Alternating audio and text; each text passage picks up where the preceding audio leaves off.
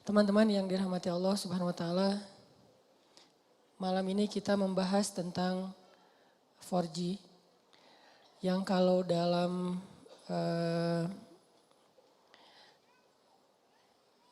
handphone kita atau smartphone kita itu salah satu akses agar kita lebih cepat dalam mendownload atau dalam menjalankan aplikasi di handphone kita. Apalagi kita yang sering buka YouTube atau punya beberapa aplikasi-aplikasi yang memang butuh daya akses internet yang tinggi, itu dijadikan sebagai analogi tentang gimana cara kita membangun hubungan dengan Allah Subhanahu wa taala supaya ketika kita berdoa itu cepat diijabah oleh Allah. Supaya ketika kita ada masalah cepat dapat pertolongan dari Allah. Supaya ketika kita dalam kesulitan Allah segera menurunkan keajaiban dan jalan keluar. Dianalogikan dengan 4G. Dalam bahasa lain tuh bisa dibilang ini adalah wasilah. Gimana cara membangun wasilah antara kita kepada Allah Subhanahu wa taala sehingga aksesnya cepat. Sehingga loadingnya cepat. Makin berat masalah kita bukan semakin lambat loadingnya, harusnya semakin cepat. Karena ketika masalah kita berat kan kita butuh pertolongan lebih segera ya. Gak bisa ditunda. Nah gimana cara membangun wasilah atau akses itu kepada Allah Subhanahu wa taala bahkan lebih daripada 4G. Sebelum itu saya pengen nyampein beberapa contoh kisah orang yang punya 4G ke Allah, yang punya wasilah yang bagus kepada Allah Subhanahu wa taala sehingga ketika mereka butuh Allah, Allah segera menurunkan pertolongan dan keajaiban dalam hidup mereka. Salah satunya adalah cerita Ibrahim bin Adham. Kita tahu Ibrahim bin Adham ini salah satu tokoh tasawuf yang dikenal di antara para ulama bukan dengan keilmuannya, bukan dengan hafalan hadis-hadisnya, bukan dengan fikihnya, tapi dengan kedekatannya kepada Allah dan diijabahnya doa dia. Ini Ibrahim bin Adham. Secara status Ibrahim bin Adham ini emang orang miskin, bahkan bisa dibilang fakir.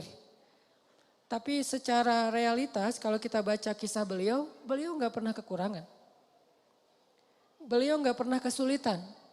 Miskin hartanya, hampir dibilang gak punya aset, gak punya tabungan. Tapi pengen apa aja Allah kabulkan. Mirip dengan Uwais Al-Qarani di zaman tabi'in. Emang orang miskin dari desa Qaran Yaman. Tapi Uwais Al-Qarani ini selalu dimudahin sama Allah dalam setiap urusannya. Jadi kesimpulannya dari sini kita jadi tahu yang paling kita butuhin dalam hidup itu bukan berlimpah harta. Yang paling kita butuhin dalam hidup itu bukan banyaknya aset. Walaupun itu baik dan itu sesuatu yang perlu disyukuri, bukan dihindari. Dan kalau perlu kita perjuangkan. Tapi itu bukan yang paling kita butuhin dalam hidup. Bukan banyak teman, walaupun banyak teman itu justru kebaikan. Dan seorang muslim itu memang harus bermuamalah, harus terbuka, harus banyak teman, banyak sahabat, banyak pengikut kalau perlu. Tapi bukan itu nomor satunya. Karena kalau kita punya banyak harta, tapi Allah Subhanahu wa taala tidak memberikan kita kebaikan di dalamnya, maka harta itu tidak memberi manfaat apa-apa buat kita. Malah banyak banget orang yang dengan harta yang bertambah juga masalahnya. Bertambah harta, bertambah konflik keluarga. Bertambah harta, bertambah banyak musuhnya. Bertambah harta, bertambah banyak yang ilfil sama dia. Yang lebih parah lagi bertambah harta, bertambah jauh dia dari Allah Subhanahu wa taala.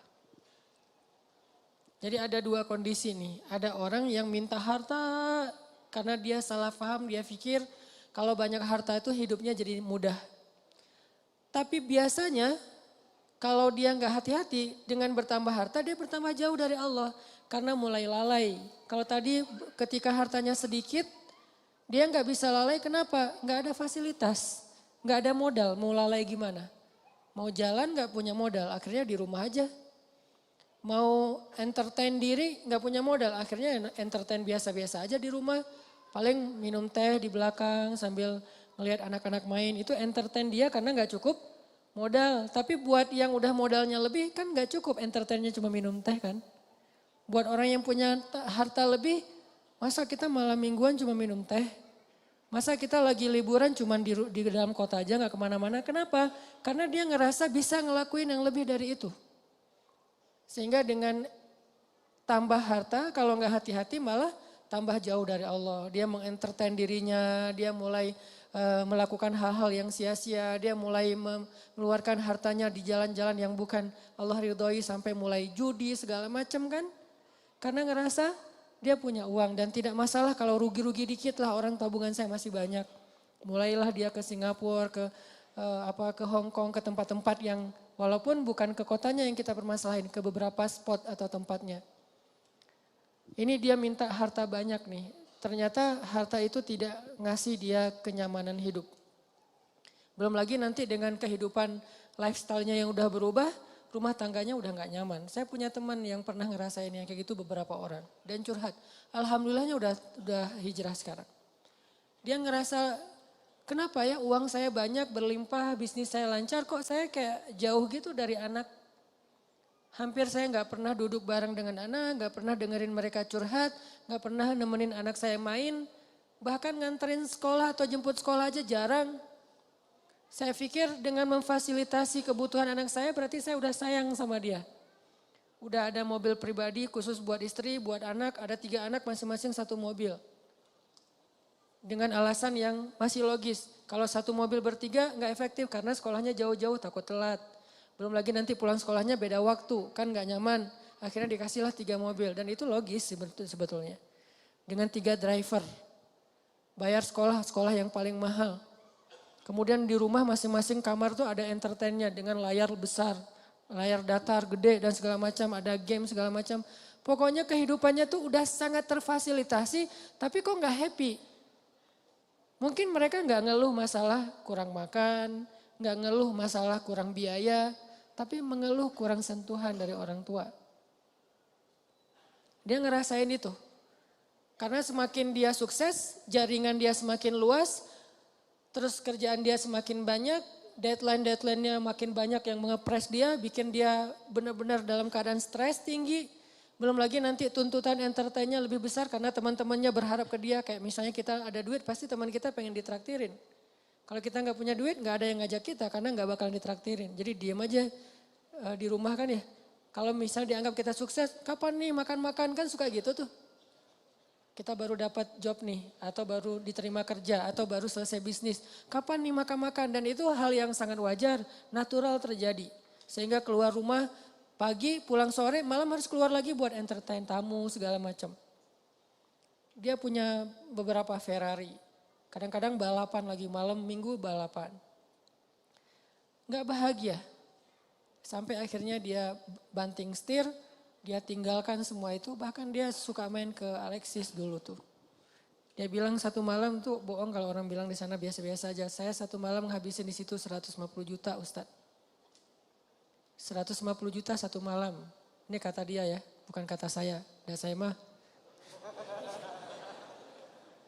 pengen pengen berdakwah, ya, curiga aja. Enggak lah. Niatnya berdakwah, pulang nauzubillah gitu.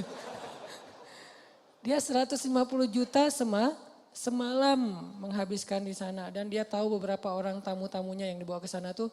Jadi wajar kalau uang ratusan juta juga gak cukup, buat entertain aja udah sekian. Belum lagi yang istrinya, yang tas Hermes-nya berapa sekali beli, sekali belanja. Belum lagi nanti biasanya kebutuhan mereka kan bertambah sesuai dengan kemampuan ya.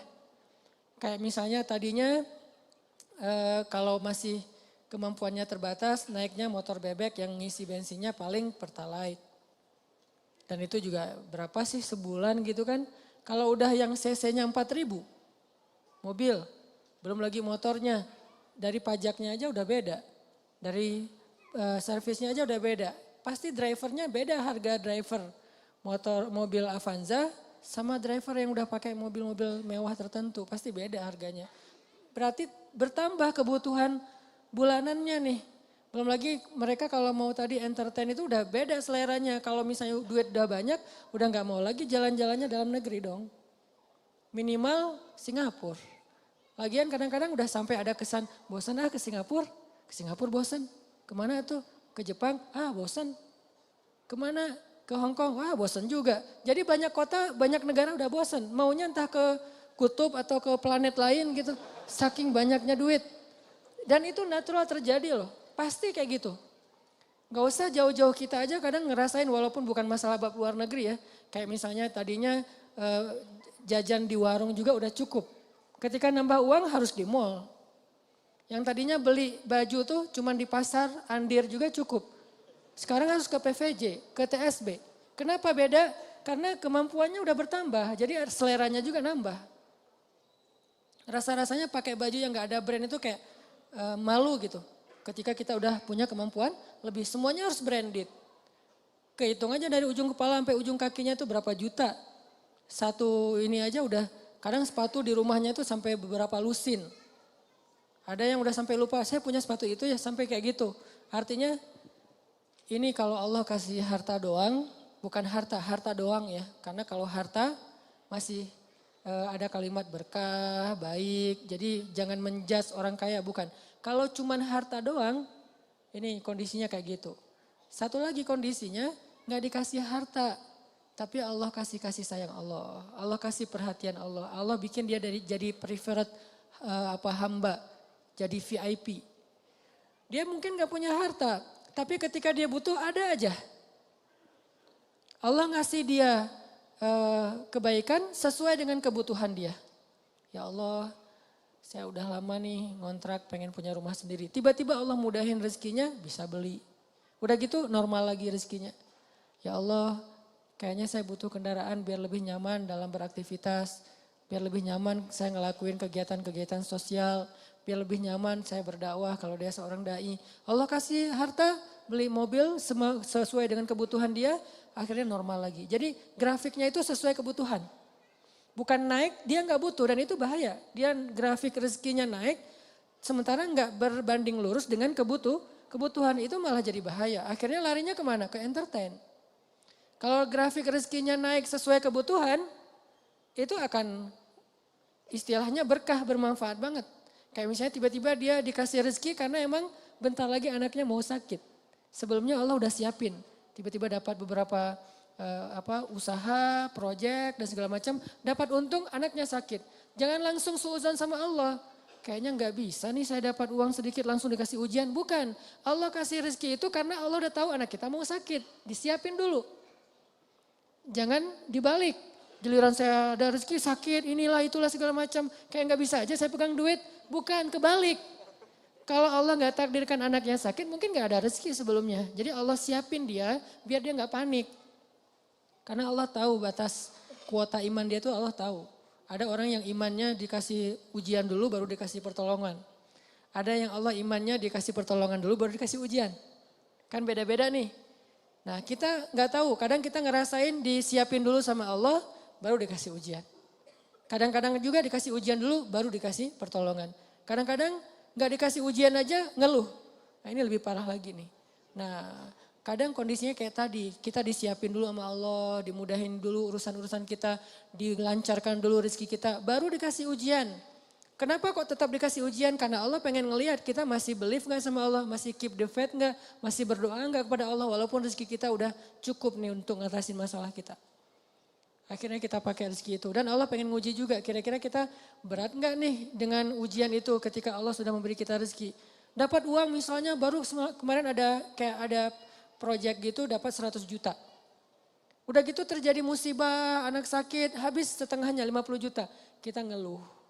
Aduh, kalau saya nggak ada masalah pasti saya masih utuh nih 100 juta. Enggak, justru Allah Subhanahu Wa Taala ngasih kita bonus 50 juta, gara-gara Allah pengen ngasih kita ujian.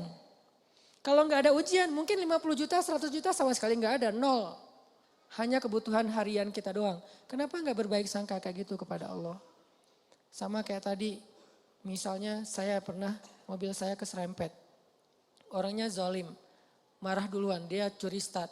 Sebelum saya marah, dia marah dulu. Kayak biasa.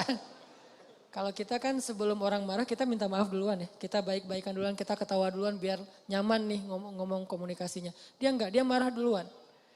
Akhirnya karena dia marah duluan, dia kayak punya bergening gitu. Akhirnya saya terpaksa bayar 1,5 juta. Gak lama seminggu kemudian saya dapat 15 juta dari sebuah usaha. Waktu itu saya masih punya beberapa usaha. 15 juta, kadang you was wish, datang setan nggak bisikin. Kalau kemarin gak ada masalah udah utuh nih 16 jadi 16 juta setengah kan. Ini gara-gara kemarin ada masalah jadi pas 15 juta nggak ada tambahan. Enggak, kalau kemarin saya nggak keluarin duit 1,5 juta maka nggak ada 15 juta. 15 juta itu reward Allah buat keikhlasan, kesabaran saya. Bukankah Allah mengganti kerugian hambanya dengan yang lebih baik? Jadi logika ke Allahnya kayak gitu. Sehingga ada hamba yang kalau kita lihat dia nggak punya aset yang berlebih. Ada sih cuman nggak banyak-banyak amat. Nggak punya tabungan yang kayak gimana gitu, biasa aja tabungannya. Masih normal banget, bahkan sedikit riskan. Ini gimana kalau anaknya sakit nggak ada duit? Kan ada Allah. Ini bukan kata-kata pasrah ya, ini kata-kata tawakal. Beda pasrah sama tawakal. Pasrah nggak berikhtiar. Tawakal tetap ikhtiar, tapi ikhtiar itu tangan, hatinya bergantung kepada Allah. Jangan sampai hati bergantung ke tangan. Jadi kalau tangan gak megang duit, hati resah. Harusnya tangan mah megang duit, megang emas, megang perak, megang apa aja. Itu gak ngaruh ke hati orang, hatinya gantungnya ke Allah. Bukankah di antara arti ikhlas itu adalah tidak ada bedanya antara emas dengan batu? Di mata orang yang beriman tidak ada bedanya emas dengan batu. Sama di mata dia. Gak membuat dia lebih bahagia gara-gara dia pegang emas. Gak membuat dia berkeluh kesah gara-gara dia megang batu. Biasa aja. Dia manfaatkan emas, dia syukuri, dia sedekah, dia pakai untuk fasilitas dirinya. Dia berikan hak-hak orang yang ada di dalamnya. Kalau dia megang batu, ya sudah dia bersabar. Jadi gak ngaruh buat dia, karena hatinya di langit bukan di bumi. Cuman tubuhnya yang di bumi. Karena kita kan terdiri dari 2 elemen ya. Ada roh, ada jasad. Roh kita berasal dari langit. Jasad kita berasal dari bumi, diciptakan dari tanah, itu jasad. Tapi roh itu tiupan Allah. Sehingga harus kembali kepada fitrah masing-masing. Roh itu adanya hati, maka hati kita harus selalu terikat dengan langit. Walaupun realitasnya tubuh kita tetap berada dan berpijak di bumi. Jangan sampai hati ikut-ikutan berpijak di bumi. Inilah yang menjadi bahaya. Ketika hati kita udah berpijak di bumi, saat itu kita keluh kesah, saat itu kita kurang bersyukur, saat itu kita jadi banyak masalah. Jadi ada kayak keresahan gitu, oh dia asetnya pas-pasan, tabungannya sedikit. Kalau anaknya sakit gimana? Kalau dia ada masalah nanti gimana? Dia pakai apa? Dia asuransi nggak ikut segala macam. Ini kalimat-kalimat orang yang mungkin masih lebih percaya kepada fasilitas harta daripada hubungan dengan Allah. Ini saya lagi ngomongin hati ya, tidak ngomongin bab ikhtiar. Kalau bab ikhtiar seolah-olah kita hidup selama-lamanya. Jadi terus mencari dunia. Dengan tangan, dengan kaki, dengan tenaga, dengan pikiran. Tapi hati kita yakin semua itu ada di dalam genggaman Allah. Kalau bisa benar-benar sesuai fitrah ini, hidup kita bakalan nyaman. Mau kaya, mau biasa, mau kurang, mau cukup, mau kayak gimana aja. Benar-benar seperti kata Nabi, ajaban li amril mu'min, betapa menakjubkan orang yang beriman. In asabathu sarra syakara fakana khairallah, wa in asabathu darra sabara fakana khairallah, wa laisa dzalika illa lil mu'min. Jadi kalau dia dikasih nikmat, dia bersyukur, itu baik. Dikasih ujian, dia bersabar, itu baik. Wa laisa dzalika li ahadin illa lil mu'min. Enggak ada yang bisa ngerasain itu kalau enggak karena dia beriman kepada Allah SWT. Jadi mau milih yang mana nih? Kalau harus milih. Harta berlimpah tapi Allah enggak titipin keberkahan di dalamnya. Atau pas-pasan tapi nanti kalau butuh apa-apa Allah segera kasih. Kira-kira kalau mau jujur banget kita mau pilih yang mana? Enggak ada yang ketiga. Cuman begitu doang nih. Karena kalau ada yang ketiga berarti kita nggak belajar iman. Ketiga itu bonus, bukan bagian dari pilihan kita. Allah kasih, walaupun kita selalu berharap yang terbaik kan. Harta yang banyak, tapi juga Allah berkahi. Pengennya kayak gitu. Tapi itu namanya bukan ujian. Itu namanya karunia. Dan dalam karunia itu kita gak perlu bisa menunjukkan bahwa kita orang yang sabar. Gimana belajar sabar sementara hidup kita nyaman? Gimana kita mau disebut orang yang sabar? Gak ada masalah. Gimana kita mau disebut pemaaf, nggak ada yang buat salah kepada kita. Gimana kita mau disebut tawakal, nggak ada resiko dalam hidup kita. Terus gimana? Kalau mau disebut orang yang bertawakal, harus ada resiko dalam hidup kita. Kayak kecil-kecilan lah, belajar saya misalnya beli motor. Pak, ini mau pakai asuransi? Enggak lah. Tapi asuransinya asuransi syariat, Pak. Apa hukum asuransi syariat? Jawaban fikihnya, boleh. Kenapa nggak pakai? Saya lagi belajar tawakal. Tapi kan ikhtiar Ustadz, ikhtiarnya saya pakai gembok. Ikhtiarnya saya simpan yang aman. Tapi, dan saya nggak nyalahin orang yang pakai asuransi syariah, tapi dengan kata-kata syariah ya. Kalau asuransinya syariah menurut saya boleh. Karena ada kata syariah dan sudah ada tim ahlinya di situ secara fikih boleh segala macam. Tapi saya nggak jadi belajar tawakal menurut saya. Jadi nggak bergantung ke Allah. Jadi pas keluar jalan tuh, mobil saya kalau keserempet juga tinggal klaim. Doanya kadang-kadang lupa, sering lupa malah. Tapi kalau nggak ada asuransi, aduh mobil baru nih, nggak ada asuransi. Bismillahirrahmanirrahim. La haula wala quwata illa billah. Subhanallazi sakharana. Ini untuk saya ya, ini bukan fatwa. Ini lebih ke semangat saya pribadi. Dan itu berasa banget. Dan ternyata benar, doa itu ajaib banget. Udah baca doa masih kecelakaan, kan diganti nanti seminggu kemudian. Kenapa kita harus suudzon sama Allah? Gak ada ruang buat suudzon kepada Allah. Gak ada ruang. Kalau kita mukmin, gak ada sia-sia kita baca doa. Udah baca doa masih kecelakaan. Enggak, tetap aja ada alasan-alasan hikmah yang bikin kita tetap ridho dengan ketentuan Allah. Dan tetap melanjutkan kebaikan itu. Enggak jadi pundung, saya gak mau doa lagi ternyata gak ngaruh, mending saya pakai asuransi aja. Enggak, kalau mau pakai asuransi silakan, tapi doa jangan berkurang. Kalau gara-gara asuransi doa berkurang, tinggalkan asuransi. Tapi kalau dengan asuransi doa tidak berkurang, lanjutkan. Cuman kalau saya pribadi sampai saat ini belum dapat hidayah. Belum. Rumah, kendaraan, sekolah, kesehatan. Ya nanti kalau saya butuh, ya Allah saya lagi butuh nih, Allah kasih. Dan itu sering banget dibuktikan oleh Allah SWT. Sehingga saya kayak sering senyum ke langit. Masya Allah ya benar ya, Allah tuh kalau prasangka kita baik itu Allah juga baik ke kita. Jadi kayak tenang aja, butuh apa ya sekarang, ya udah ya Allah pengen kayak gini, Allah kasih. Dan ajaib banget caranya. Kenapa? Karena kita juga pengen caper-caperan ke Allah, cara-cara iman yang ajaib. Begitu kita tunjukin, kita display, kita ngeposting iman-iman kita yang ajaib, lewat kata-kata yang captionnya yang keren-keren, hasbunallah wa ni'mal wakil, la haula wa la quwata illa billah. Apalagi nanti postingan-postingannya, activity kita emang benar-benar ajaib, ngambil resiko di jalan Allah. Wah, Allah bukan cuma nge-like, nge-repost ke teman-teman, ke makhluk-makhluknya gitu. Lihat nih hambaku.